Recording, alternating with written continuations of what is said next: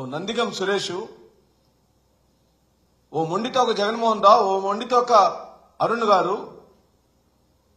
ఇలాంటి దళిత నాయకత్వాల మీద దాడి చేస్తూ, మరోపక్క మీరే ఇచ్చిన హోంమంత్రి గారికి పరిపాలించడం రాదని మీ ఉప ముఖ్యమంత్రి అంటే కళ్ళప్పగించి చూసిన చంద్రబాబు నాయుడు గారికి రాజ్యాంగ పరిరక్షణ దినోత్సవం జరుపుకునే నైతిక హక్కు ఎక్కడుంది అని చెప్పి అడుగుతున్నాం.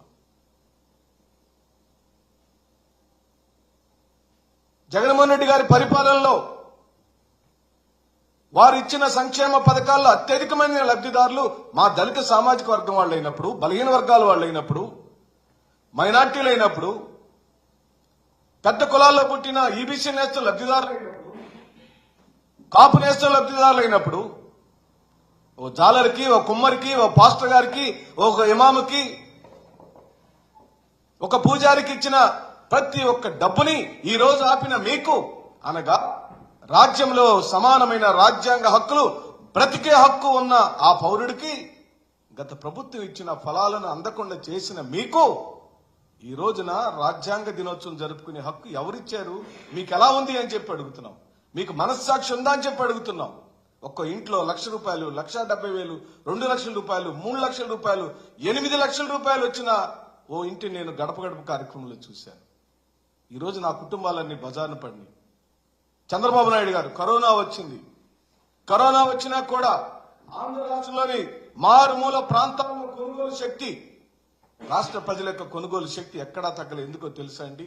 ఆ ప్రజలకు డీపీటీ సిస్టమ్ ద్వారా ఇంట్లో విలువలాడుతున్నప్పుడు కూడా ఈ ప్రభుత్వం బటన్ నొక్కి డబ్బులు వేస్తే వాళ్ళ కొనుగోలు శక్తి నిరంతరం కొనుగోలు చేస్తూనే వచ్చారు. అందుకే జీడీపీ గ్రోత్ ఎప్పుడు కూడా తగ్గకుండా వచ్చింది. అవే కాదు, చిన్న బిడ్డలను అత్యాచారాలు చేస్తే,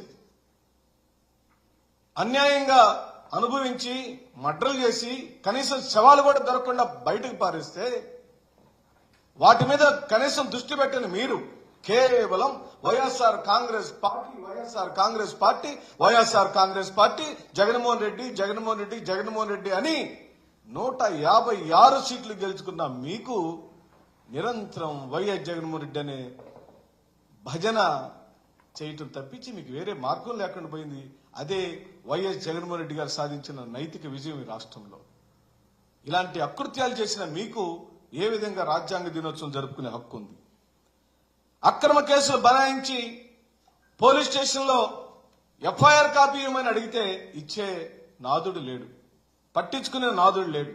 ఏ కేసు మీద అరెస్ట్ చేశారు, ఎందుకు స్టేషన్ మీద ఇచ్చారు, కారణం ఏమిటి, ఓకే నా మీద కేసు ఫైల్ అయితే ఎవరిపై కేసు పెట్టారు, ఆ కేసు పెట్టిన వివరాలు ఇవ్వండి, ఎఫ్ఐఆర్ కాపీ ఇవ్వండి అంటే పోలీస్ స్టేషన్లో పట్టించుకునే నాదుడు లేడు. ఇది కేవలం వైఎస్ జగన్మోహన్ రెడ్డి గారి ద్వారా కలిగిన భయంతో చంద్రబాబు నాయుడు గారికి, వారి కూటమి ప్రభుత్వానికి ఓ అభద్రత వైరస్ పట్టుకుంది. తొలి 5 నెలల్లోనే పట్టుకుంది.